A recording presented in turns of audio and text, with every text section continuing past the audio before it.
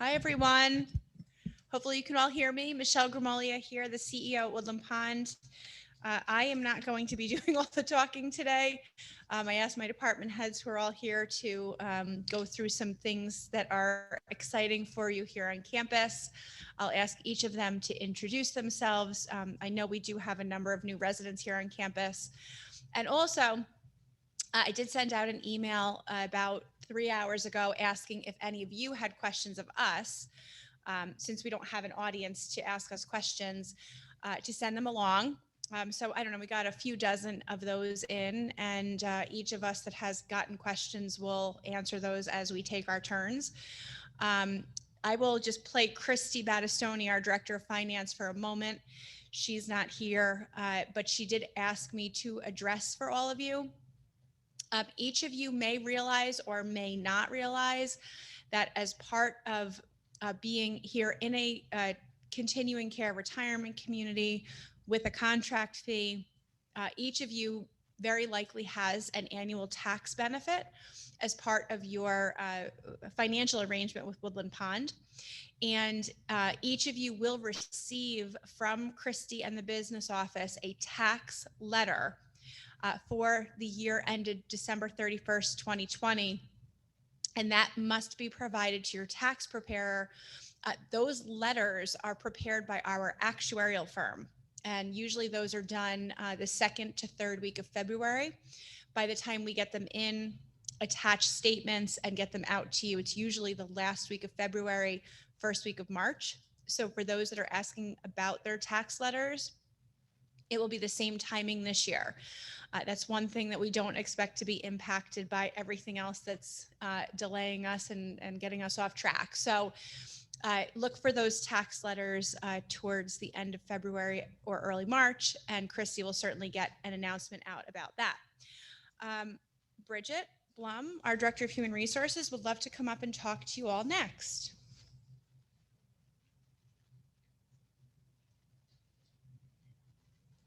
Hi, everybody. I am Bridget Blum, Director of Human Resources, and I just wanted to let you all know what we've been up to in Human Resources. So January is historically an extremely busy month in my department because after the close of the previous year, we have to do a lot for the employees with regard to providing them their tax information, their W-2.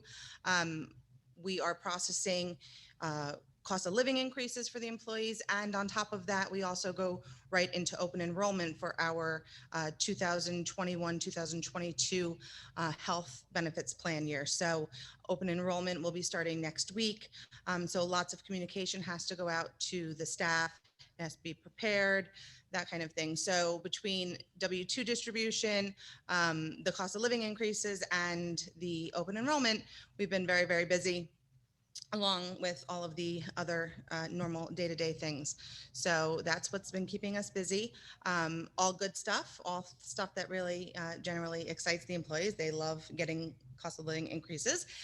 They like to pick their benefits and see what the offerings are going to be for the next plan year and that kind of thing. So that's what we have been up to.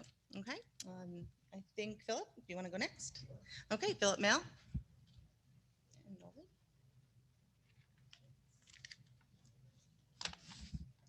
The pomp and circumstance doesn't quite match today's inauguration, but not far off, I think. Hello, my name is Philip Mail. I'm the Director of Long-Term Care for the Health Center. And although Michelle's updates keep you really up to date on what's going on, I just wanted to reiterate some of those, maybe expand upon them. It's been all about vaccines, vaccines, vaccines.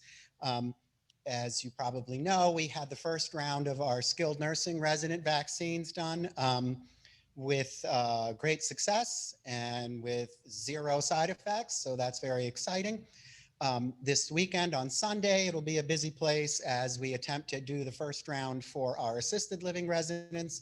Again, we have great participation and consent from our residents. Our staff we're working on, but we're encouraged as those numbers continue to rise. And then shortly after that, we'll have the second round of vaccines for our skilled, and following then the second round for the assisted living. And at each of those, we get more and more staff involved and getting their vaccines too. So obviously a critical step in retaining some sense of normalcy that we are all craving. We've also been in contact and continue to be in contact with our pharmacy partners who not only are instrumental in providing the vaccine, they've also been talking to us about treatment options. So in the event that we do get a positive case that does show some negative symptoms, and knock on wood, that hasn't really been the case, there's some treatment infusion options and things that we've been exploring, and we're just getting prepared to implement should that need arise. We always try to stay a step ahead with that. Oh, yes, I should certainly qualify that. That would be for anyone who tests positive for COVID, not if there's a side effect to the vaccine. That would be a whole different thing. Thank you. Visitations on everyone's mind. We are following the guidances annoyingly carefully so. I know it's very frustrating. Just to give some, I don't know, validation of that, my dad in the last 4 days down in Florida had to be admitted unexpectedly to a nursing home. And I know what it's like on the other end too. I can't visit him for 14 days, nor can my mom. I've had to call the activities department to set up a FaceTime. And all the questions and frustrations and emotional things that go with that, I can certainly empathize. But on the flip side, I was thrilled to hear their diligence. I was thrilled to hear them echoing the guidances and the regulations that I know so well. And that was before I was dropping my profession to them of what I do. So, so again, while it's frustrating, that facility is COVID-free, and it's all the efforts that we're doing to try to keep our numbers low and to keep our success rate high. And there's many long-term care facilities that have had significant numbers, have had deaths, have had significant illness, and we don't have that. And it's because of the diligence that we've been following and the sacrifices that we're all making together. So fortunately, we are ever closer to a point where that will all be behind us. I firmly believe that, and all the right things are happening to get us there. In the meantime, we have been allowing, as per guidance, for compassionate care visits.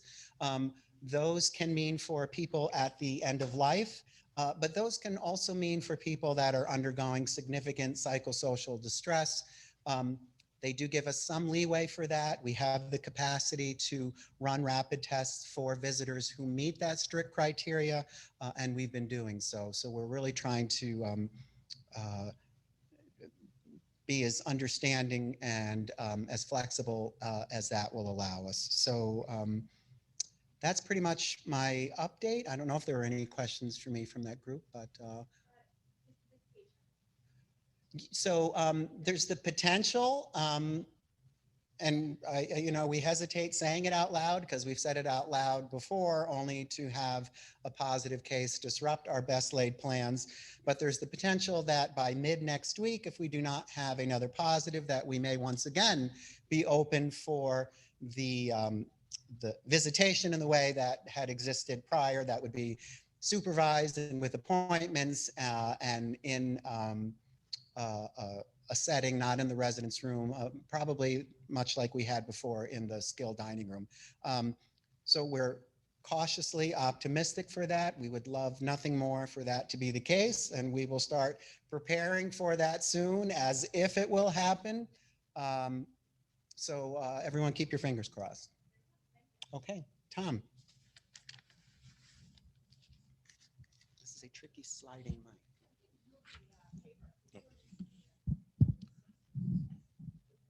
Hi, I'm Tom Tango, Director of Plant Operations and Security.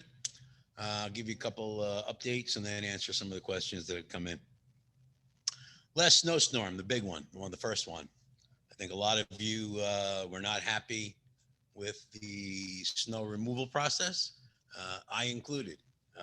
There's been a lot of activity between the contractor and myself And the last storm was a lot better. It was a little bit of snow, and I expect that should there be more snow, you will see marked improvement. Um, with snow, just like with anything else, if there is something that you need right away, give us a call at Concierge. Whether it be your car shoveled out, whether it be something not done quickly enough, give a call, and we can jump on and take care of it. But again, I expect snow removal to go much better in the ensuing storms. Also, segueing on that, the grass, there's been a lot of grass damage from snow. There always is. And there were some grass issues lingering from last year. And I think you're going to see a lot of grass improvement and repairs this coming spring. We had one other thing, just I want to give you an FYI with the dumpsters and the dumpsters in the back and in the loading dock. If you have something that you need thrown out, just give Concierge a call and put a work order in, and somebody will come take it. We don't need, we don't want residents coming up to the loading dock and using the dumpster for a number of reasons, safety, COVID precautions. Just give us a call and we'll get it. You don't need to drive up or come up to the dumpsters. Next thing, I heard some of the questions that came in, power washing the cottages. We started that. We're about 6 or 8 cottages done, but then winter came. So in the spring, we'll start that again, and we'll continue on with the cottages, but we've been power washing all the cottages. Again, about 6 or 8 of them are done. And we'll continue that. EV stations, we occasionally get some comments on, gee, it'd be great to have some more.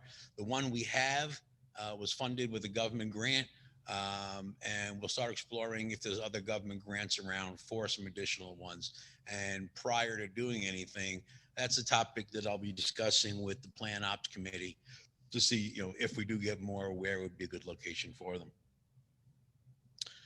There are some siding repairs that we need done, and there's a PO for it, and we're just waiting. We need a lift to get some of the siding repairs done, and that does include a couple gutters that are leaking, and that's also weather dependent. And the other one, quite important, a lot of people, access to the lower level. Like Philip just said, as of right now, there are no positive COVID cases in the positive cohort section. So access is allowed on the elevator by the library. So those white fire doors are open. So right now, residents can go down that elevator to the lower level and access the storage as they need be. Should there be another case back in there, we'll post notice again. Those doors will be closed. And if you need something from or to your storage unit, call Concierge, put a work order in. One of my guys will contact you and arrange to come up and get it and bring it in or put it back or whatever. All right. Thank you. And now you have, let's go with Ronnie. Ronnie can go next.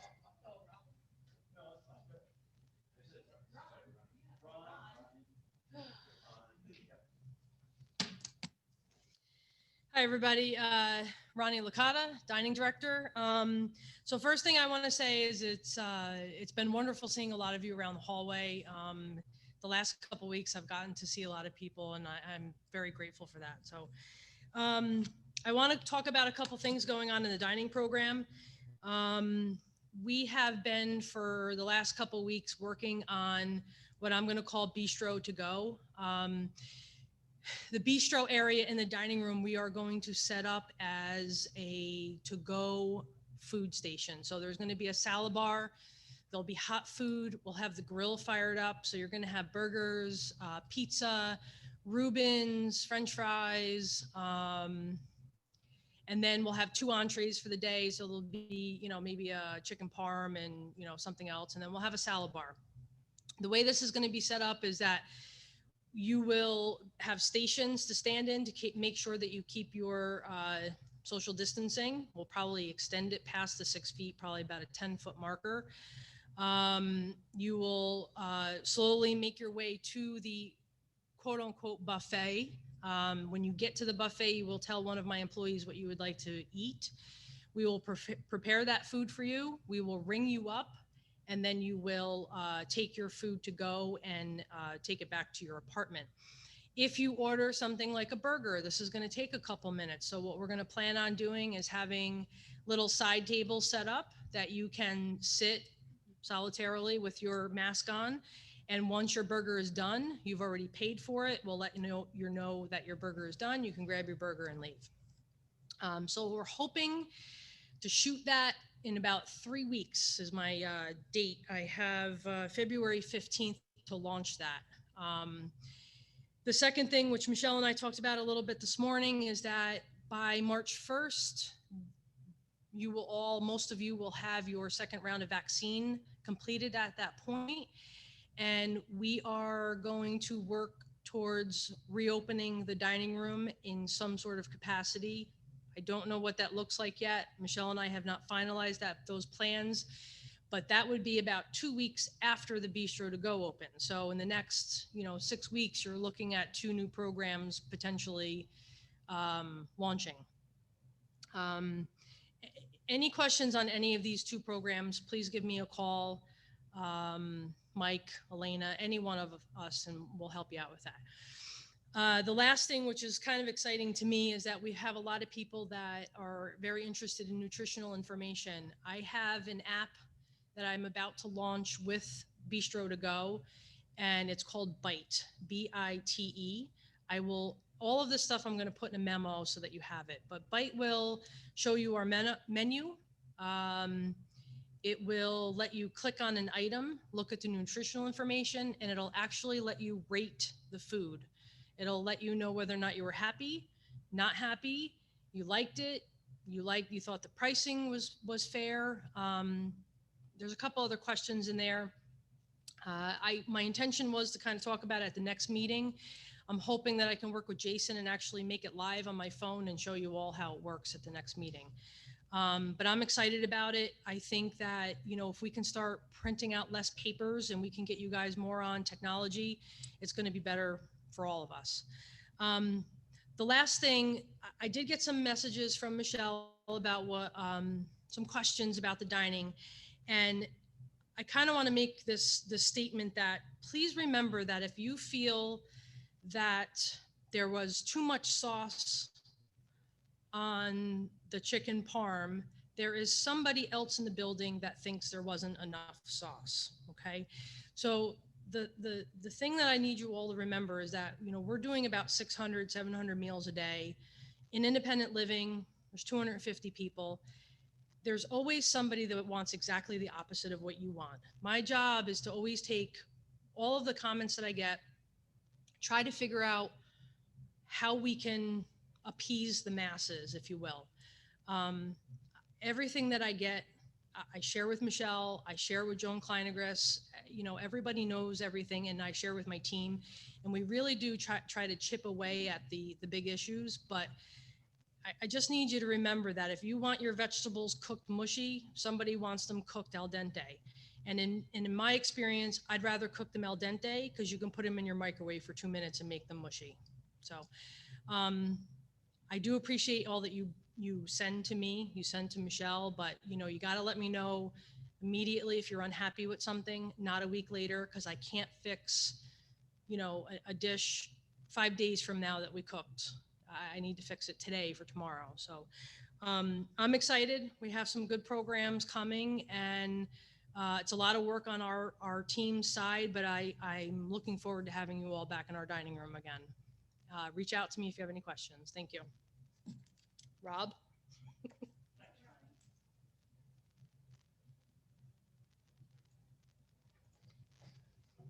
Good afternoon, everyone. I'm Robert Dunn, the Director of Environmental Services.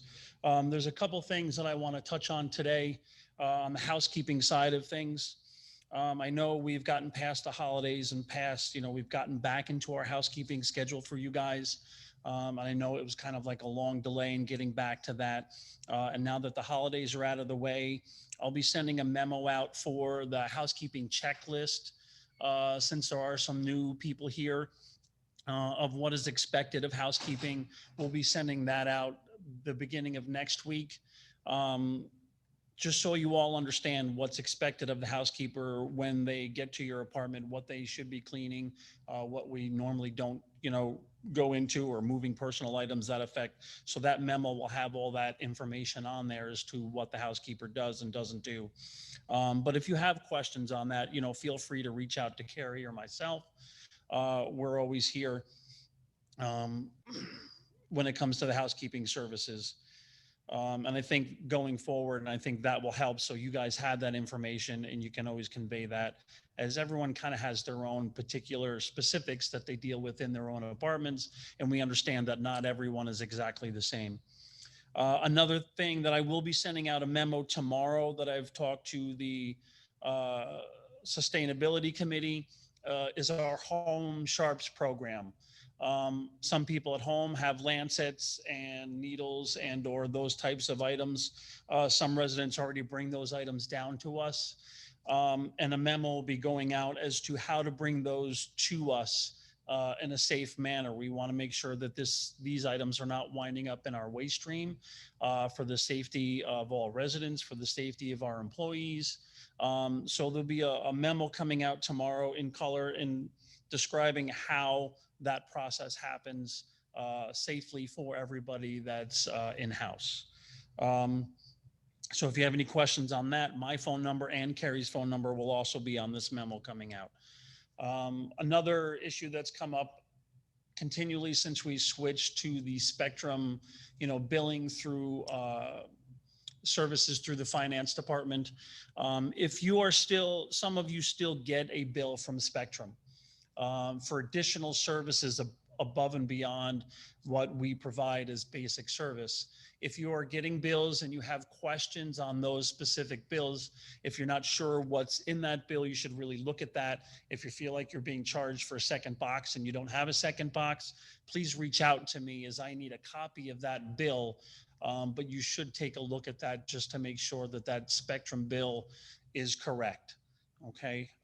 But if you have questions on that, my extension is 5512, and feel free to reach out to me anytime. But I'd like to see the physical bill that you are receiving. You can always leave that at concierge, and they can put it in my mailbox, and I'll take a look at it and see what's being charged, as I know what should be charged and what shouldn't be. Was there anything else, Michelle, for housekeeping specifically? I think that was it for us. Okay. All right. Thank you.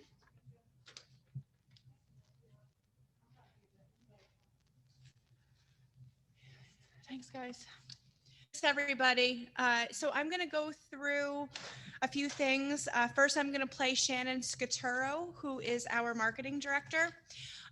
We had a very successful fourth quarter here in terms of marketing at Woodland Pond. Shannon and Courtney, for the last couple of years, have done an absolutely incredible job bringing together new move-ins and welcoming new residents in the fourth quarter, and December was very strong. Overall for the year, we did about half of the closings that we normally do.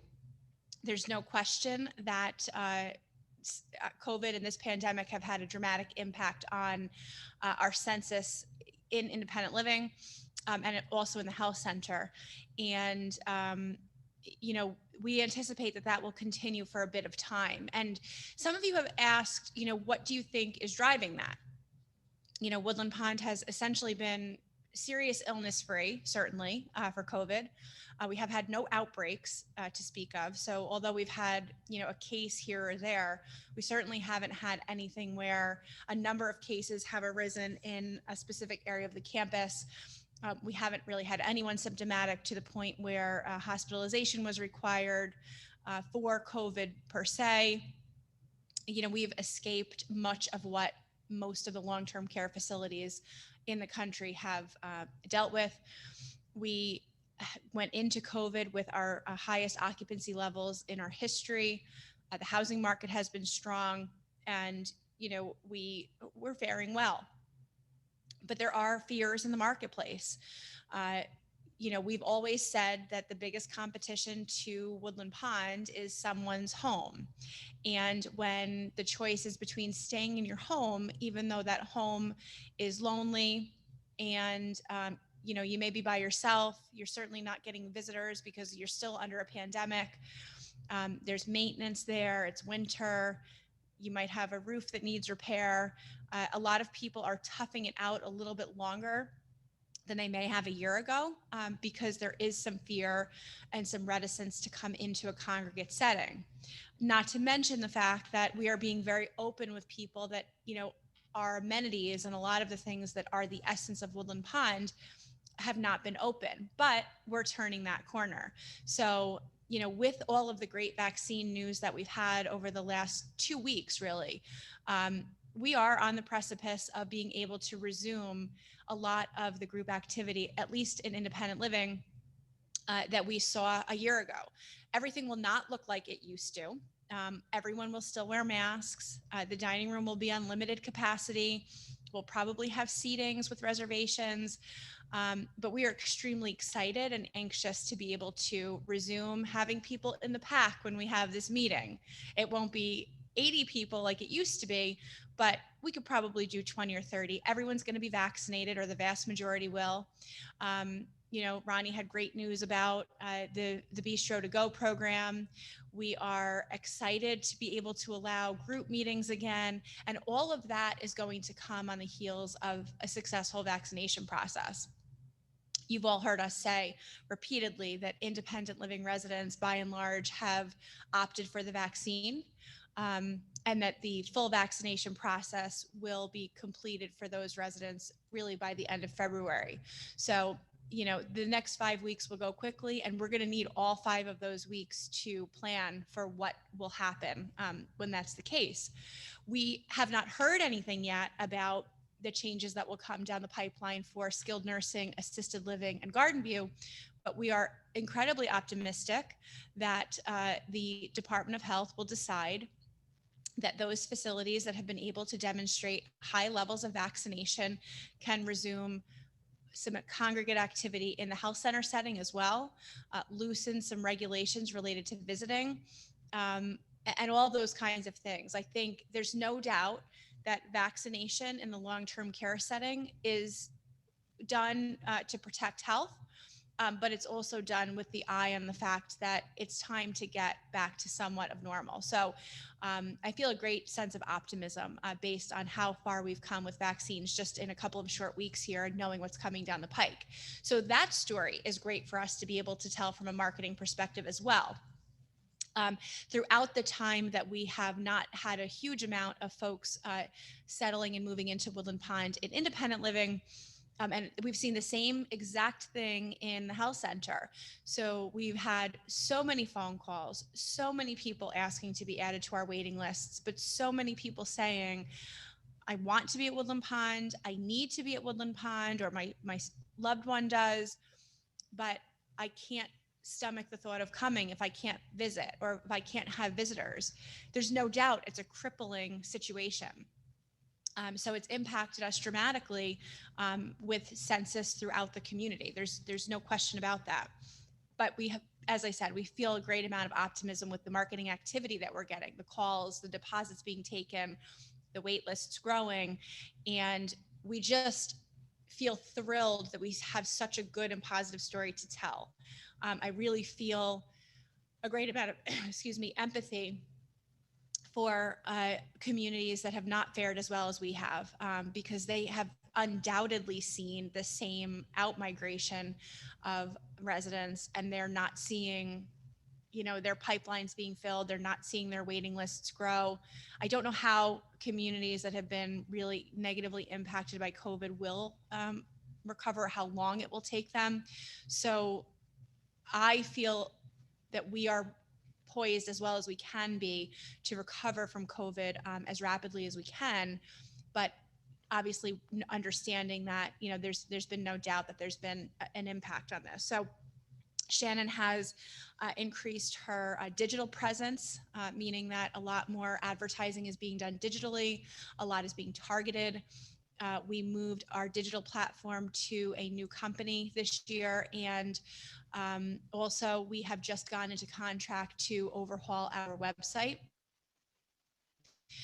This is a significant investment, but it has not been done in years. And there's, no question that online is how people research now and where people find their new homes. The housing market remains strong. That's working in our favor. So, we're looking forward to at least as strong as 2020 was in 2021, if not more so. We do have a handful of Willow style apartments, which are 1 bedroom with a den. If you have any friends or relatives that are interested in considering Woodland Pond, we do have that size unit. As always, our spruces, which are our smallest apartments in independent living, are spoken for, and our wait list is growing there. And likewise, as we've seen for the last several years, our largest units, which are the dogwoods, the oaks, and the cottages, have very, very lengthy, years-long waiting lists. So just to give you a sense of where we are. I think that I will use that as a jumping off point to go through some of the questions that I received today. So one of the questions was, what is the impact of the pandemic on Woodland Pond finances? And, as I said, certainly in a setting like this, census drives our book of business. So when census is down dramatically, like it is now, there's no question that there's a financial impact. That being said, because we have less than 300 employees, and because we've maintained our payrolls, we have been able to access substantial stimulus funding.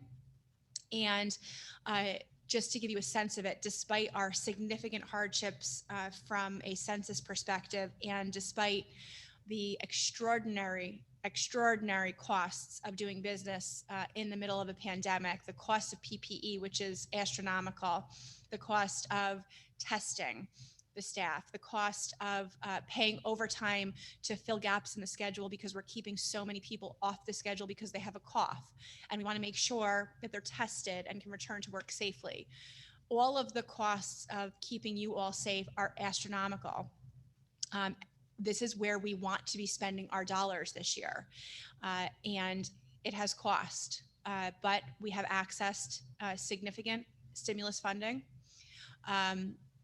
The preliminary numbers for 2021, we're always looking at cash flow. We had projected a certain level of days cash on hand at the end of the year for 2020.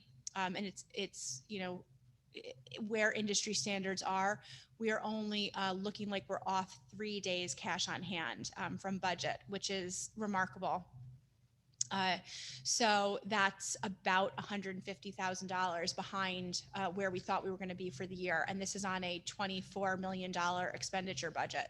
So that's just to give you a sense of it. So from a cash flow perspective, again, $24 million annual expense budget. We look like we're going to be off by about $150,000 from a cash position from where we budgeted for this year. And of course, our budget was set before the pandemic hit. So we're very optimistic about that. But it's going to depend on what marketing looks like this year. And if we can access any additional stimulus funding to help us continue to bolster our cash flow and our cash position as we go into the remainder of 2021. So that was the question that was posed. I'll just go through some of the other questions which are on unrelated topics. There was a question of, some months ago, there was a survey of residents done. Are the results available to us? So in the last 7 months, we have performed 3 primary surveys, one of which was one that we do every 2 to 3 years with a third party. That's by Cimbria Analytics. And those results were actually issued to all of you via email, and we alerted you in the Chanticleer that if you wanted a copy of those survey results, this was June or July that we had those issued, actually maybe August, but we had sent email copies out of those survey results. They were excellent. They were absolutely just almost as high as you can get, which is extremely exciting because we did them in the very outset of the pandemic. But if you wanted a copy of those independently performed surveys, I can leave additional copies with the concierge, or we can email them to you. We also did a survey on the users of the fitness center in terms of flexibility with working out with other people and those kinds of things. That will become instrumental in our planning for what happens over the next 5 to 6 weeks as we reopen and expand services. So that is available as well.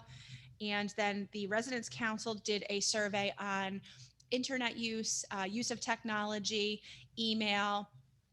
So those 3 surveys were completed, but I think this person individually, and he did actually confirm he was interested in the third-party survey, which I did email to this person. Timeline for menu changes. Ronnie went through this at length. So the overall menu is the cycle menu, as we have to do every few months here during COVID. The cycle menu is just about done being overhauled for this round. And Ronnie and Mike have also committed to the Bistro to Go program, which will essentially open up the Bistro as a combination of a salad bar style area, a couple of hot items. All of this will be served by Woodland Pond staff. There can be no self-service, but you can walk through and say, I'd like, this, I'd like, chicken on it, or I'd like chicken parm, or whatever it is. That's going to be a lunchtime type thing. The details are just being finalized. And then, as Ronnie said, with the impetus and the completion of the vaccination process, with such great numbers of participation in independent living, we are looking forward to reopening the main dining room in some capacity around March 1st. That will probably be reservation based. As I said, it will probably be just dinner. I don't know how many nights per week, but this will supplement the Bistro to Go program. And all of this is predicated on the fact that we have been able to secure vaccine for independent living residents. I got a question about whether or not the bank will be opening soon. And unfortunately, the bank has not committed to a reopening date. There's definitely a level of frustration with us as it relates to this, and the bank is aware of that. It is understandable in a number of ways because Ulster Federal Credit Union actually has not opened its branches at all. Maybe by appointment to sign, loan paperwork and those kinds of things, but their tellers are not in their branches for walk-ins or appointments. You can use the drive-throughs, and obviously we don't have that as an option here. So we don't have a firm commitment on when they will be back. The ATM continues to be serviced, so you can certainly access cash.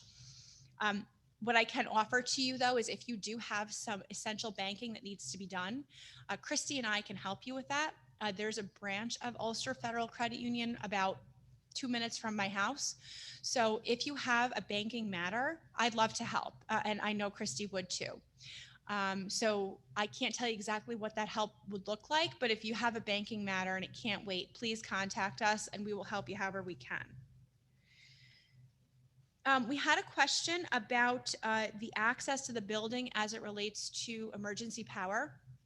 So on Christmas Eve and Christmas morning, we had our first prolonged power outage at Woodland Pond. By and large, it went very well.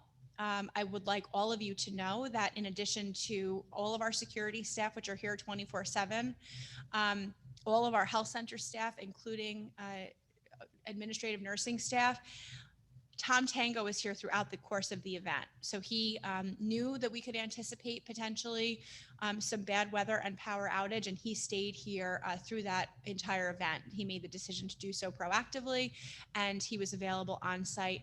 Tom does this regularly. I don't think he gets enough credit for doing so, but he's often here, and he's not looking for the credit, but he's here because he wants to make sure that if something happens, he can be here to intervene. So Tom was here on site. We did lose power. I think that all of you probably realized, particularly in independent living, you might want to get yourself a lantern with batteries that work and know where that is. Maybe a couple of them, maybe install some tap lights so that you can go down the hall and tap a light on. Those can be battery powered. We can help you with some of those ideas. If you have questions, you can call the concierge. if you purchase something on Amazon or whatever, we can help you install that if you put a work order in. This doesn't happen frequently at Woodland Pond at all. As I said, in 12 years, this was our first prolonged power outage. But one thing did occur, and it's come up through the Residents Council, and I just want to mention it. So in independent living, the exterior doors, with the exception of the front entrance, are not on emergency power. Independent living is considered to be essentially an apartment building from a building code perspective, and the requirements for emergency power are much less than they are in the health center. So one of the things that emergency power does not run in the community building and in independent living is the badge swipes. So if you do leave the building during a power outage, or if you're off site and you come back and we have a power outage, you will not be able to swipe your badges on the periphery entrances. You will be able to come in through the front door. And so if at any time, whether it be during a power outage or at any time at all, that you cannot get in through your side entrance, you should always come through the main entrance. The two front doors to the vestibule are always open. It's heated in there, and there's instructions and a phone in the foyer or in the vestibule that tells you exactly how to contact for help. You would pick up that phone. That is on a copper line, so that does not go out in the event of an emergency. And you would go to that front door, you'd pick up the phone and say, I need help getting to my apartment. So we will put some more instructions out about that. And then that way, all of you know, if all else fails, go to the front door and we can help you get into the building. The other thing I would just gently remind all of you of in this case and other similar cases that have happened recently, when you are going outside on campus, you should always have your PERS button. There is a limit to how far they work, but it's always better to have it and try to use it and get help if you need it. We are seeing too many people going outside, going to get in their cars, so forth, without their PERS buttons, and then having a slip and fall, needing help, and you don't have a way to beckon for help. So I just want to remind you about that. Another question that came through was, it's very exciting that we have such a vast number of folks being vaccinated on campus in independent living. Certainly the vast majority will be vaccinated. But the question really is how are we going to educate and ensure that residents don't get too comfortable with this? Because as we all know, and this is clear and evident, this vaccine prevents serious illness. It may limit your risk of contracting COVID in the first place, which is great. It very likely will reduce your risk of developing serious illness, hospitalization, and death. So it's really about symptom management, maybe some limiting factor on contracting the virus in the first place. But there's no research, certainly none definitively, that discusses the impact of this vaccine on, or any of the existing vaccines on, transmission. So we have to assume that although we are vaccinated, and that may give me comfort that I personally won't get very, very ill if I contract COVID, I must assume that I can still transmit COVID if I'm carrying it, especially if I'm a silent carrier. That's why we have to continue to wear masks. That's why all of our programming, when we bring it online, will be done extremely carefully. That's why folks from the outside of the community will not be treated in the same way as folks inside the community. We're going to be looking at a population of very vaccinated people here in independent living, but there's a huge risk from people coming in for visits from the outside. There's a risk of you when you go out into the community, because there is not going to be wide-scale immunization for quite a long time in the public. So to answer this gentleman's question, it's going to be a drumbeat. It's going to be constantly reiterated. It's going to be careful orchestration of the resumption of activities. We're not going to have a choice. We cannot let folks think that because you've been vaccinated that you can't transmit this virus, and likewise that you 100% will not contract it. So we have to assume that we can still contract, we can still transmit, but that if we do contract the virus, we are less likely to become extremely ill. So as we plan things and as we, provide guidance as to what types of things you might safely be able to resume in the community, it's all going to be kind of flavored by that. So it's just going to be constant re-education, reminding, pivoting as we need to, as the science comes out, and hoping that Moderna and Pfizer and the other pharmaceutical companies continue their research, as we know they are, and can provide us some more definition on how much this vaccine protects one from transmitting this virus in the first place. Another question, a newcomer asked me if residents of the South Wing and other wings and cottages, actually, I guess all residents on campus, are allowed to leave their cars parked on the roads. And the answer is no, unless it's in an approved parking spot. We do not allow, or it is not permitted for anyone to park on the road unless it's on a marked parking spot. We have contended with this in a number of cases. It does cause frustration for a number of your neighbors if you're doing this. It definitely causes issues with the landscaping companies and the snow removal companies. Everyone on campus has access to ample parking in our parking lots or in marked spots. If you're in a cottage, you also have a driveway that you can park in and a garage. So please do not park on the roadways. And if you are a resident that has a concern about a neighbor parked on a roadway, you certainly can call the concierge, and the concierge will make a phone call to that resident and say, you need to move your car into an approved parking spot. That's an easy answer. We have approved parking spots, and they are not on the road and unmarked spots. Tom answered the question about the storage units. So currently those are available and open through the elevator by the library. So if you have a current need or you anticipate a need in the very short future, I would suggest getting down there now to get what you need out of there. When is Cassidy going to be able to take tech appointments? So at this point, we are comfortable with Cassidy taking tech appointments in the event that she can do so without you being in the same room as her. So if Cassidy can come to your place and she can do what she needs to do and you are not in the same room, we can schedule that appointment. If you can't accomplish that, then we're going to wait until the vaccines run their course, and we're looking at the beginning of March. So if you call down to the concierge desk, we can help you figure out which category your need falls into. Visitors, we've talked about this now. Until we're fully vaccinated here in independent living, we can't discuss changes in visitation. This was in my memo yesterday and in my address. We can start talking about changes to visitation, both between neighbors here on campus and with folks coming from off campus around the 1st of March. That's for independent living. We control that protocol based on state guidance. For the health center, it's completely dictated by New York State Department of Health guidance, and Philip provided an update on that. So just, independent living, we're looking at 5 or 6 weeks before we can safely resume visitation, assuming nothing unexpected occurs. I mean, of course, everything can change, but that's where we are for right now. We talked about the dining room. There's a question here about the pub.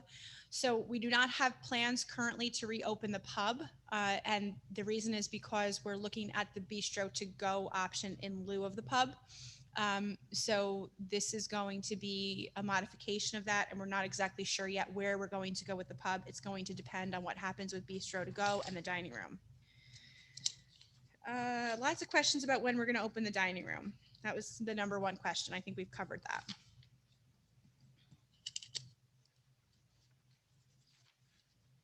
Okay.